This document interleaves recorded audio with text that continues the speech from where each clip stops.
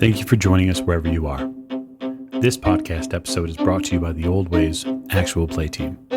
This actual play uses the 7th edition Call of Cthulhu tabletop role-playing game rules by Chaosium. This actual play is performed by adults and in an adult setting. While we try very hard to stick to language for all ages, listeners should know that this podcast may include mature themes. All content, including names, places, events, companies, and etc., that may bear resemblance to entities living or dead, is strictly coincidental. My name is Michael Diamond, and for tonight's game, I will be your keeper. Good evening. Thank you again for joining us on another episode of the Old Ways podcast. I am your keeper Michael, and we were back with Horror on the Orient Express, where we left you, the listener, slightly on edge. I hope you've been enjoying that, by the way, because the payoff has arrived. But before it does, we'd like to thank all of our listeners and all of our Patreon supporters who do so much for us, including giving us some fantastic ideas for what we might do with our investigators during a bout. And we'll get to see some of that play out tonight. So we'll start with introductions to my right. Hi there, this is Mike, and I play James Robert Fraser, who was hiding in the shrubbery when suddenly kaboom. Indeed, suddenly kaboom. To Mr. Fraser's right. Hi, this is Raina. I play Lady Elisabeth Fitzroy, and I did start the fire. You did, and unfortunately, it's still not out yet. At the end of the table. Hi, this is Giles, and I'm playing Simon Griffith. And while Simon's not aware of what's going on, Giles is really scared to hell about everything that's going on about him. You have every reason to be afraid, sir. That is the purpose and point of this story. To Giles is right. Hi, this is Miranda, and I play Maggie Bellinger, and I don't think we ever landed on last episode if we were drying my clothes or not. Oh, I mean, the ambient heat, I'm sure, has dried some of them. Last, most certainly not least. I'm Martin, and I'm playing Richard Courtenay. And Richard's happy that Maggie's been warmed up a little. I'm sure he is. He may regret it in our story tonight. So we're going to raise the curtain on a deserted roadway outside of Trieste as 5, maybe 6 shapes are huddled around a car. And there has been a very powerful explosion of fire from Lady Elisabeth, something which all of our investigators were witnessed to. Really, much of your brains are still on fire for any number of reasons, which we'll get into shortly. But I'm going to start, Simon, with you.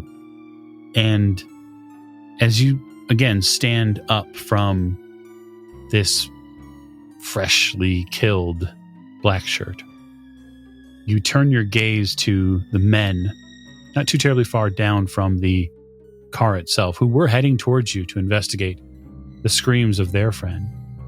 You see them walking towards you on fire, and then you watch their legs go out from under them. They crumple like so many piles of sticks.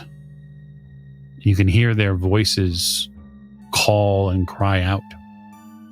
And it's at this point that your compatriots begin to try to recover from what they've seen. And some of them very deeply seem to be moved by what's happened. Can Simon walk up to the 2 burning gentlemen on the ground and put them out of their misery? Certainly can. He's going to take his handgun out and execute both of them. All right. The rest of you, those of you who are in the midst of such a terrible, terrible mental strain, barely perceive the pistol shots. They're sort of in a different space. They're over there. They're not really here. Professor, you are running. Where are you running to? Does it even matter?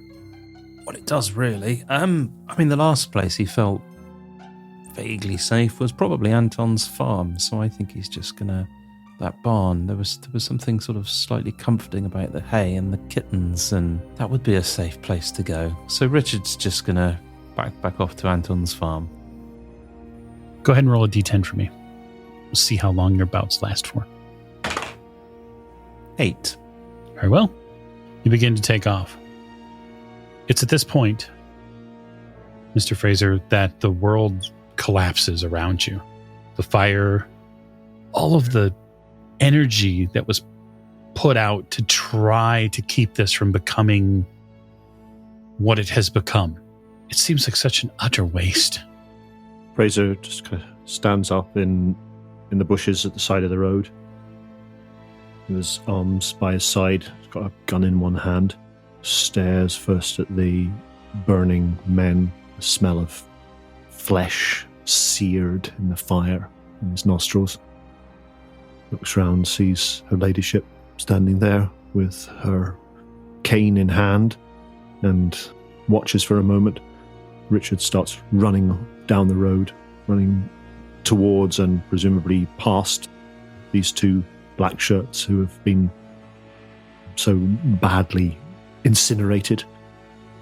And he just sort of staggers back up onto the road, looking round the faces from one to another with an expression of just utter shock and disbelief. What have you done? It's trembling. Lady Elisabeth, this is all terrible. And it's very clear to you now what's brought all this on. Misguided faith by the Italian people. Clearly misguided. Oh, and if Mr. Fraser, if you would roll a d10 for me, please. That's 2. Oh, all right. So Lady Elisabeth is standing there, holding my cane, shaking my head. If only you knew the truth. Should have known better. Really should have known. Can't save you now, though. Just sort of start tutting under my breath a little bit. The bodies are still on fire, as is most of the immediate forested area. And that is a concern for you, Miss Bellinger. As to go wherever it is the professor is going, he's running headlong down the side of this forested area by the road, hoping against hope to get away from what's going on, but he's running clearly directly under several trees which are alight. Maggie starts screaming after Richard, her only concern really being his safety. I can't let anything happen to him. How fast is he running? I don't know if Maggie could catch up to him. If I can get in the truck and I can get to him faster that way. Yeah, you could certainly attempt that. Really, you're willing to do anything at this point. Because I need to get to him quickly. I need to get to him as fast as I can. Is Maggie generally faster than Richard, do I think? Oh, without question. Then Maggie is just going to run Richard down. Yeah, you do so. You know, the oversized suit coat around you sort of flopping in the breeze as you head down the way. Simon, at your ear, you hear a voice that says, "All this could have been prevented, you understand? All of this." Spade, I don't have time for you now. Get back to your cave. Jim, where are you, Jim? Mr. Griffith, I am no spirit. I don't know who the feck you are, but Jim. Don't lose track of Miss Bellinger, Mr. Griffith. You wouldn't like to see what happens if you do. Speaking of Miss Bellinger, would you like me to roll my d10 for rounds? I absolutely would. 3 for Maggie. I should probably do that too. So I rolled a 10. So you're running. And Lady Elisabeth, you're sort of tisking all of the chaos and madness around you, sort of just staring off with a bemused look on your eye, like all of this is just so silly, like all of this that they've created, that they've done here. There's a reason for all of it. And they're not willing to pay attention to the wisdom that exists outside of their own little book and their little pages. And you're sort of beginning to mumble these we'll just say afterthoughts, which is beginning to fill the area here. So Simon is specifically looking for Jim at this point now that he's taken care of any threat. I mean, Jim's standing on the edge of the road. Yeah, he's just right there. He hasn't moved. Jim, are you okay? Am I okay? You stupid fool! You and the others! Look what you've done! Look what you've got us into! Jim? This won't stand! This won't stand! Fly at Simon in a fury. Fantastic. So, gentlemen, I believe this calls for a rousing game of fighting brawl. Simon is not fighting at the point, so that would allow Jim to go first. Make me a psychology roll, Simon, because that's the only way we're going to be able to determine whether or not you know he's going to come at you. That is a 63, so no. He takes me by surprise. He does. And so, Mr. Fraser, if you'd like to give us a roll with advantage. Fraser lunges at Simon, raises his hand with the pistol in it, and cracks the butt of the pistol down on Simon's temple. But he singularly fails to do. I rolled a 90 over 36. That would not be too sure of that at all, Mr. Fraser. As I am well aware, our backers are huge fans of James Robert Fraser, and I will spend to make that a success through the hand of fate.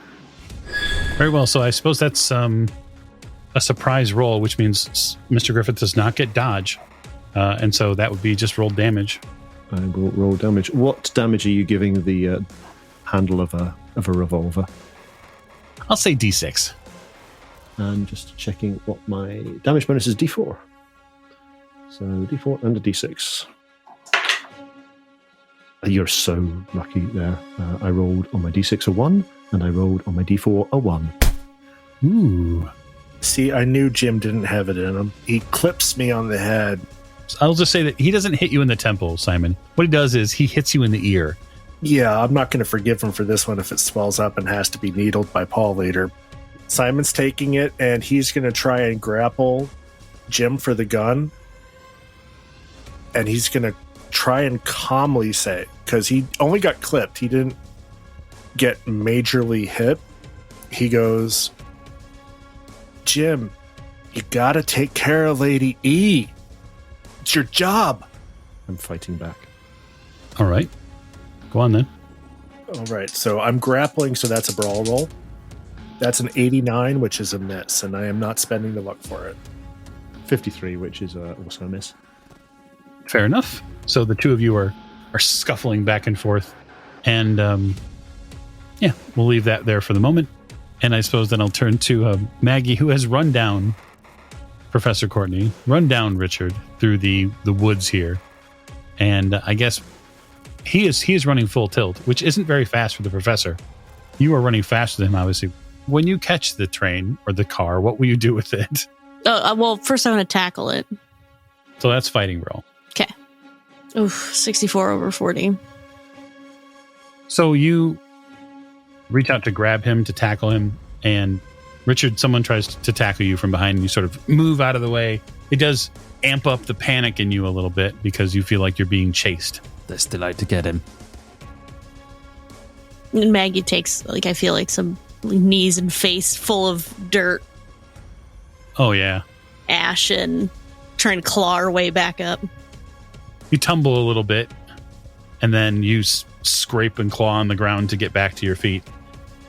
And this is, you can handle Richard. You can get to him. You know you can. Yeah. Richard, give me a Constitution roll. And you too as well. That seems fair. Ooh, 13 under 45. Wow, that's pretty good. That's a hard success. Richard rolled 62 over 60. Okay, so that's a failure on your con roll. So it is going to allow her time to catch up at the very least. So we'll play it forward. We'll go back to the car. Yeah, I wouldn't say for you, Lady Elisabeth, anything changes with the men in front of you fighting. This is sort of an interesting play on the reality of, one church versus another. Given their different belief systems, it's something that's very sort of again draws you in contemplatively. And your shoulder, you hear, it's very interesting that they would continue to fight with one another, don't you think?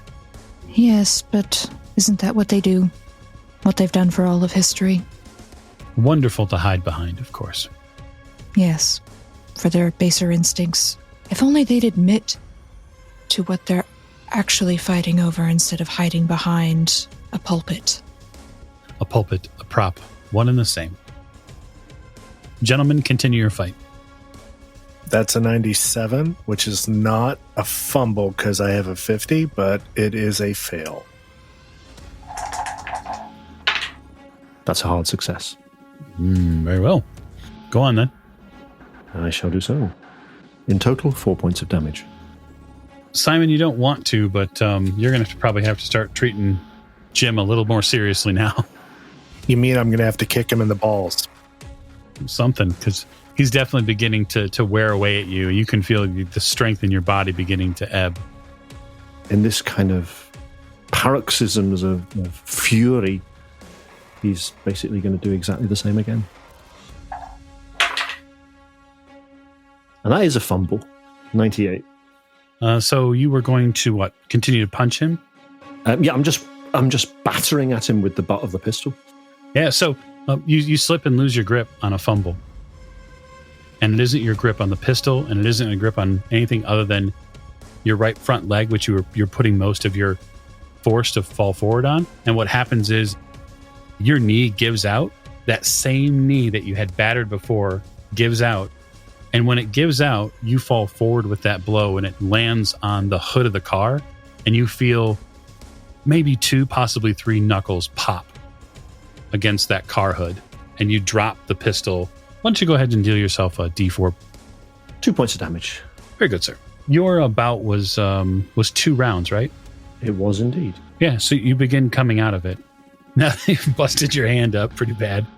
So Simon, any retort there? No, he's not retaliating. He would have dodged, but since he fumbled at this point and he's disarmed himself, he's just trying to pin him down.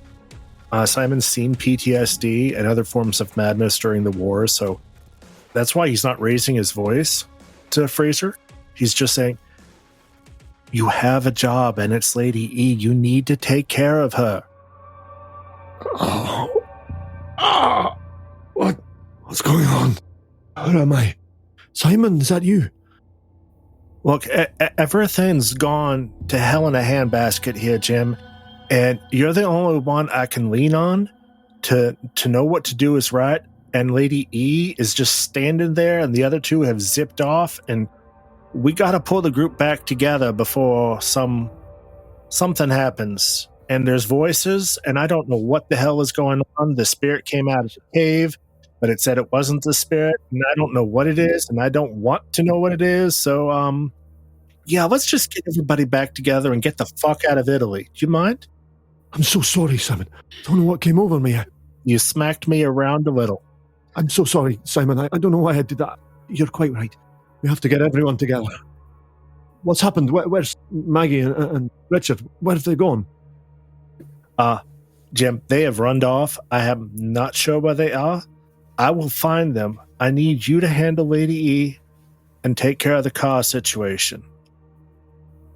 You take care of the car, and Lady E, I'll find them. We'll round everybody up, get the truck, the car, everything back to Anton's, and get on the feckin' train. You got that? I think he's still alive. That one. He's moving. No, he ain't. Trust me, I took care of it. So, a brief respite from that. Miss Bellinger, it seems the professor needs to work on his stamina a little. He's beginning to lag, and you're going to yet again catch up with him. I imagine, like, when Maggie falls and is kind of covered in some dirt and crud, that her clawing is like some sort of bobcat or cheetah, like, just absolutely, like, jumping at him. You probably come up with a ferocious hiss that, comes out of your body as you try to claw back into speed. So am I rolling another fighting brawl then? You absolutely are. 32 under 40. Perfect. All right. Professor, dodge. Not if you would like to. Your brain is on fire. You're going to try to get away. 67 over 20. You get tackled and taken off your feet by a, not to belabor the point, but a mostly nude Miss Bellinger. Not completely. She's covered on the top. Falls to the ground. You do, with an oof. Too scared to look round, actually. He doesn't know who's got him at all, so... Richard, are you okay? Richard, I have to make sure you're okay. And I'm like checking Richard all over as he's trying to like get away from underneath me. So yes, you're receiving a very excited pat down to make sure that you're not harmed. Maggie, we must get away. They're coming after us, and they're on fire. There's fire everywhere. Richard, you weren't hurt, were you? Oh my! I don't know what I would do if something happened to you, Richard. Let's run. The fire's gonna get us. It'll catch up with us. It'll come through the trees. Richard, everything's burning. You're going to get hurt, Richard. I know. We must run. Run. Come on, before it's too late. So you stand back up, or try to, and Miss Bellinger, you try to keep him protected. I'm holding him down. I'm going to ask for, opposed strength rolls. I think that is the best. Can I interject something here? Absolutely, go right ahead. Maggie kisses Richard. I'm worried about him. I just caught him. I feel like this is the perfect time for this. No, that's fair. You take hold of Richard and you kiss him. This shatters whatever bout you had going on, Richard. Ooh. Your phobia, the one that I've given you, remains. That fear does not end, but your sense of the need to flee, your panic drive ends. Yes, well, I suppose, maybe the fire got them. Maybe the fire got them after all. Yes, nothing's burning. Yes, we might be okay. Richard, nothing bad has happened to you, has it? You're not hurt? Well, plenty of bad things have happened to me, but I think I'm in one piece at the moment, if that's what you mean. Yes, it does seem that they're all here. Your arms and your legs and your head's still on your body. How about you? I kind of zoned out in the cave and I don't really remember what happened, if I'm honest. Oh, I'm fine. I found the leg. And this knife. Oh, right. Probably best be putting that away. That you could slip and fall on that. Oh, I wouldn't. It couldn't hurt you. I would never hurt you, Richard. Oh, no. I mean, I'm purely looking out for you. Did nobody ever tell you not to run with scissors? I think it applies to knives as well. I'm going to pan back. So I would ask then, Mr. Fraser, now that you've come out of it and you can see sort of everything that's happened, you do a check on Lady Elisabeth that's eventually going to come to mind. When he stands back up to his feet, shakes his head to clear all this chaos out of it, he will absolutely head up towards Lady Elisabeth. Your ladyship. Your ladyship. Are you all right? What's that? What happened? Just a natural cleansing, Mr. Fraser, that's all. What? We have to go. Come, we have to go. We have to find the others. Go where, exactly? To the farmhouse. We need to get our belongings, and we need to leave Italy immediately. Are you telling me what to do, Mr. Fraser? Of course not, your ladyship. I'm suggesting it would be in our best interests at this moment if we were to remove ourselves from this location, the scene of this chaos and carnage. Yes, I suppose. It's not safe for you here, your ladyship. Not safe for me, looking at the burning bodies. Truly.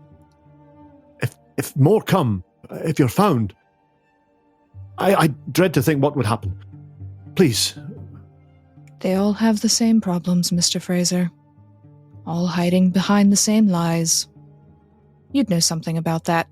And just start marching off towards the truck. What is going on? Do I think, looking at the car, that if Simon and I put in a concerted effort, we would be able to get it back up on the road and running? Or is it a goner and should we just cut our losses and see if we can get the van going? The biggest trouble you're going to have is not just the physical it's going to be the mechanical portion of it. So when you get a good look with the lights, the torches you now have available, that and the additional ambiance of the burning trees nearby, the issue is going to be is that back right wheel is cracked. Well, he's already pursuing the professor and Maggie, which if you would like me to, I can make a tracking roll, or if I caught which direction Maggie went, because I probably didn't see the professor run since I was executing the other two. Yeah, I would say it would be a track roll, but it probably would be a hard track roll to track them down in the immediate sense. I will try. I will spend the 1 point of luck to make that. I rolled a 16. I have a 30 track. Okay. Yeah, they are roughly ahead back toward Trieste. They veered into some of the woods to your, what would be the northwest. And so you're going to have to, you think, likely go off the trail and into the woods here. Which Simon will. I mean, he's limping at this point. He's got his cane. This all sucks shit, but he's doing the best he can at this point, trying to keep the party together, and he will go into the woods after them. Okay. So I suppose, Fraser, you're going to potentially consider your vehicular options at this point? Yeah, I mean, if there's anything in the car, I'll kind of grab it. I'll follow on down the road towards this truck. It's not the truck that's tough to get to. Of course, it's just beyond the guard shack there, but you do have to walk past two burned men. Yeah, I shoot them a brief glance as I go past and sort of shake my head, and with a heavy heart carry on the way. This is the worst possible outcome as far as Fraser's concerned to the whole situation. It's all just gone horribly, horribly wrong. Nobody was supposed to get hurt. Nobody was supposed to die. Certainly not in this kind of way. I think it'll probably take a moment to just check out this little hut they've got, yeah. Yeah, inside are two rifles that are propped up against the side of the walls here. And just right behind the seats here, there's a game in the middle of a card game here that's waiting for them to come back to, one which will never be completed. And just along the side of this table, this card table, you see a magazine. Some sort of reading material has been brought out here. Pictures of the countryside. Looks like there's some sort of classified ad there for buying and selling of land. One of them was reading. So I think Fraser's going to take the two rifles, take some ammunition as well. Is there a radio in this? Yes, sir. There is a radio in this hut. Okay, he is going to pull the battery out or disable it. And then, after a moment's thought, he's going to walk back to the car, the automobile that they came in, and look at the bodies there. On the road here where the two bodies have been burned, are there like scorch marks all over the road and that kind of thing? It's honestly a little worse than that. The heat, which did most of the damage to them, burned at such a temperature that it bubbled all of their internal organs and cooked them from the inside out at the same time. He's not looking at the bodies. He's kind of more looking at the road, because he's trying to figure out a way of making this look less bizarre. And the best he can come up with is to somehow get the car up onto the road beside the bodies and set fire to it. Yeah, it's probably the best scenario in an attempt to hide what happened here. But that means getting the car up out of the ditch, and he's not sure if he can do that on his own. I'm going to go back, and everyone's already gone up ahead of me, so they're a wee ways off. I'm going to go back and just see if I can, on my own, manage to push this car back up onto the road. Be a hard strength roll, or it would be a hard drive auto. Hard strength roll is my best option for that, I think. So you roll up his sleeves, get behind, turn the wheel so that front wheels, the steering wheel, so the front wheels are pointing towards the road. Get behind the car and just put his back into it and try and shift it up onto the road. That is nowhere near. I could push it, I suppose, couldn't I? You could, if you told me how you were pushing it. Is Simon anywhere within view or earshot or anything? No, nobody about? Not nobody. Lady Elisabeth is about, and that's about it. So I think I will push this if I can, and this is a very dicey move. And I think the way that I'm going to push it is, I've kind of seen that it's just too heavy for me to move just by kind of standing behind it and pushing it. So I think the only way I can try and do it is see if I can find a branch, use that as a lever, shove it underneath the car, and use my full weight to kind of lever the car up onto the road. All right, that's reasonable. I wish you the best of luck in this, of course. I rolled a 0-1. Ooh, very good. Take 5 points of luck. On any 0-1, there's a little additional gift from the keeper. So congratulations, you managed to physically, with all the fiber of your being, exert your will and lift it. And it is not enough to lift it out until you feel a cool and calm hand take your shoulder and put their own hand, ghostly white, on the same tree branch. What? And you feel a calming and loving, a warm presence take your shoulder, James. Do I recognize this presence? You recognize the visage, but you do not recognize the person in totality. What you see is a being made of 1,000 moons. The glow that emanates from them is spectacular. And you watch as they help you with your burden. Dear Lord in heaven above, angels and ministers of grace protect us. Get the car back up on the road. It moves back over. Push it over towards those two bodies. Stagger back. He's almost in a dream. He's not sure if he believes what's happening or not.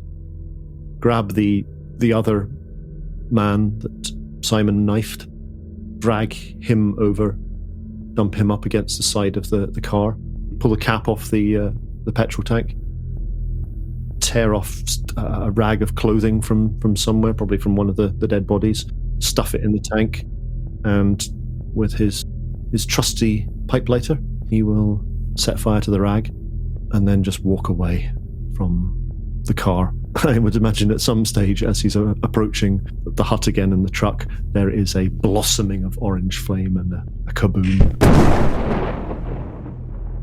Yeah, a boom that heads out over everywhere into the woods beyond, where, Simon, you've caught up with two slowly walking figures who are heading back in the forms of Professor Courtenay and Miss Bellinger.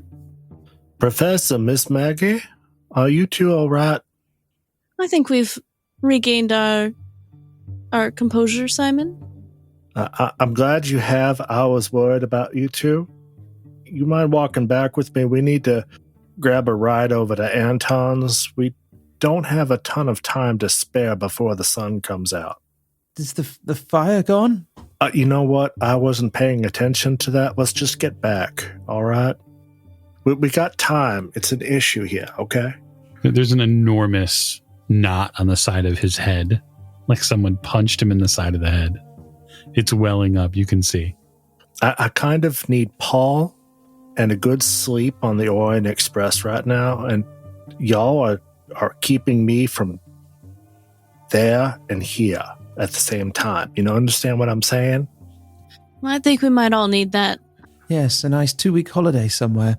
Quiet, without any people and fire and cars and guns and knives and... And we're going to go into the Balkans, and nothing ever bad happens in the Balkans.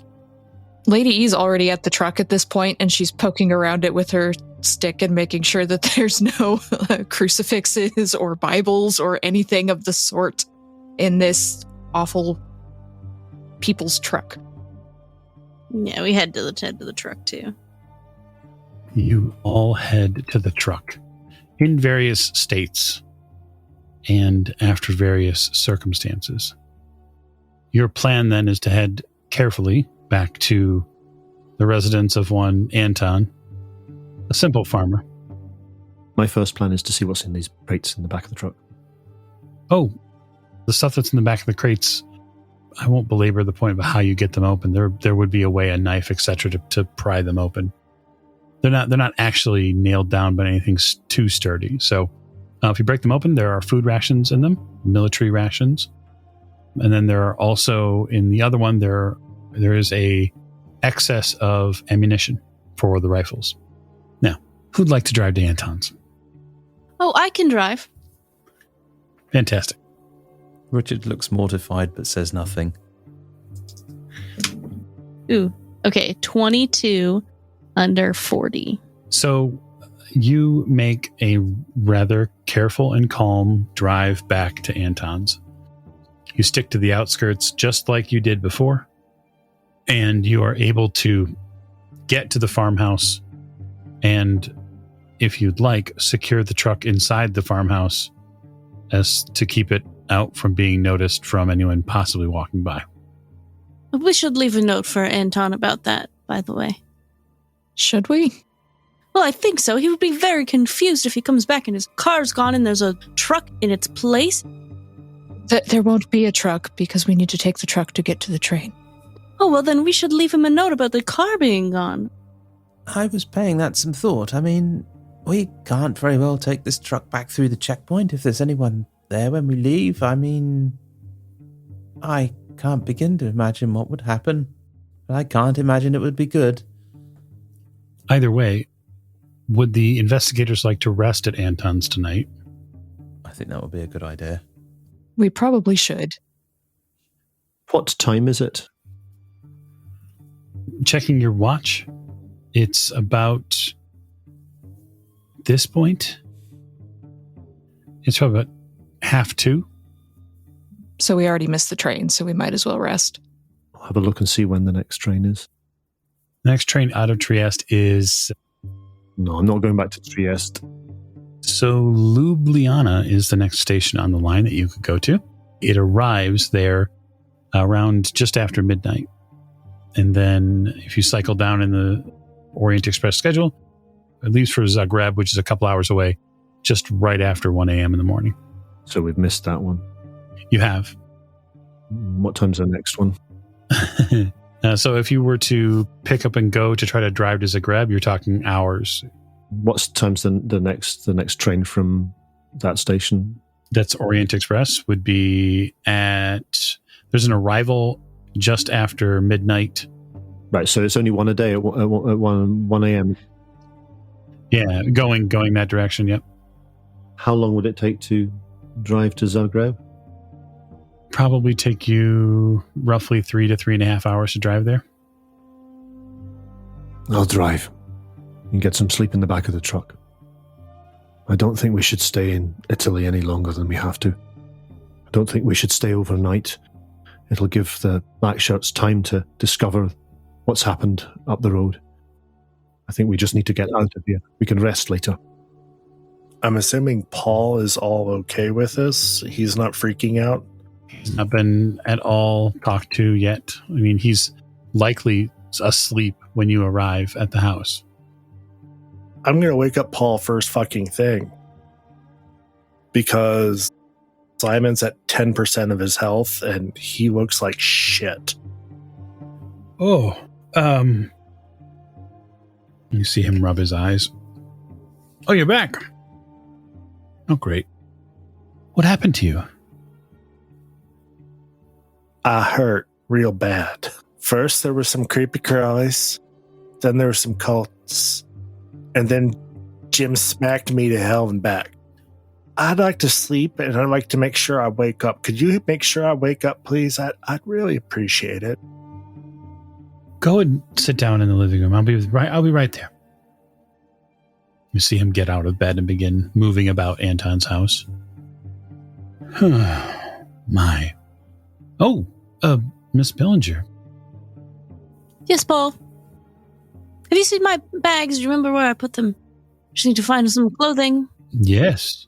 Yes, right over there. Oh, thank you, Paul. I've got some bumps and scrapes, but I think I'll be fine. Understood. He continues over to Simon. Quite the party you're leading, Lady Elisabeth. Yes, well, it was more of a soiree. I could tell. So after a little while, and I'll just say, you'll bracket that, right? The first aid that gets rolled on you, which is the more immediate thing, Simon, does allow you to recover a hit point. Because I'm assuming that the characters, from what they've said, are probably going to be leaving Anton's house very quickly. There will not be time for a medicine roll proper. Because medicine takes a little time. Simon completely understands this. He wants his trunk packed. He wants Mr. Thompson put away, and he would like to sleep if someone else will drive. He's going to nap in his bandages like a frickin' mummy. Is there anyone else with immediate needs? I mean, Maggie actually is down like 50% of her hit points. The discerning Paul will obviously sense that, or at least see it. Maggie's, I'm fine, Paul. Don't worry about me. Just worry about everyone else. It'll be fine. I have the leg, and I found this knife, and clothes fell right off me. You feel like crap, though. Yeah. Miss Bellinger, heal a hit point as Paul gives you a successful first aid. Clothing is acquired. All of your trunks, all of your items are here. They are, as you see them, essentially stacked and ready to go, because the plan was, after Richard brought them back, was for Paul to basically make everything ready when you guys were done, which he's done, and then he fell asleep because he got bored. Well, very well. Shall we head out? I can help move some of these, the steamer trunks anyway, into the... How are we getting out of here? We're going in a truck, Paul. I'll give you a hand and I'll explain as we go. We don't want to stay here much longer. Okay, sure. We've had a rough night. You hear Paul start sniffing the air. Oh. I'll explain as we go. Come on. You take that end, I'll take this. He helps you with the trunks. Before we leave, Maggie will be the one that gets out her stationery and writes Anton a little letter about, sorry for the mess, sorry for your stuff we took, the car's gone, we were going to replace it with the truck we found, but we didn't, sorry. Watch out for the black shirts. I ran over as many as I could. Maggie, I'm slightly nervous. If somebody reads that letter and it's not Anton, it could place us in a little bit of hot water, I think. Well, I don't have to sign it. I could just put your friends. Yeah, okay, that's fine. You make a quick note, and the rest of you prepare to go. Now, the truck is a flatbed, in effect. Oh, right. I assumed it was a covered one. The front cab, of course, is covered. 2 seats, possibly 3, because it's a bench. And so there will be some picking and choosing. Paul grabs some extra blankets to put down in the back and pillows from the house. I think Maggie would want to be as close to the chest with the simulacrum pieces as possible. And also I'd probably have my new leg out. And I'd be holding it while we were riding. Yeah, unfortunately, you can tell already the fix and feeling that the leg is giving you. You can feel that sort of sciatic pain that runs down your right leg now. The pins and needles haven't gone away. Now that there's no direct sort of stabbing fear that something terrible was going to happen, that you were going to lose somebody you cared about, all that additional feeling, it just suddenly everything hurts. Everything. And in that pain, I know I'm still alive. And that is where I'm going to choose to end this episode. Okay, so now that we've put that portion of the campaign to close, we are going to do a little investigator rewards for our Orient Express investigators who have recovered another piece of the simulacrum. But first, because they returned the medallion and were able to return the medallion, I'm going to give them 1d6 points of sanity back for finally completing Winkleman's set of medallions, just in a sort of different way. So you can all take 5 points of sanity for that reward. Nice. Congratulations. Some of you desperately need it. And for recovering the right leg of the Sedekbar simulacrum, you will gain an additional 2 points. Miss Bellinger, if you collect the next piece, you'll have collected all of them. Like Pokemon. Kinda, except different. Did you get a special prize? Oh, yes. She explodes. I choose you, Sedefkar. Mm-hmm. And I'll just say for a rousing good job of getting through Italy, which of course is fun, but at the same time was very dangerous, I'm going to award an additional D3 points of sanity for, we'll just say, a good middle portion. And that's 2 points. So as the investigators make their way back out of Trieste and Italy, hopefully for the last time, we wish them good luck in the path ahead. So thank you for joining us on this episode of Horror on the Orient Express. We truly appreciate your listening ears.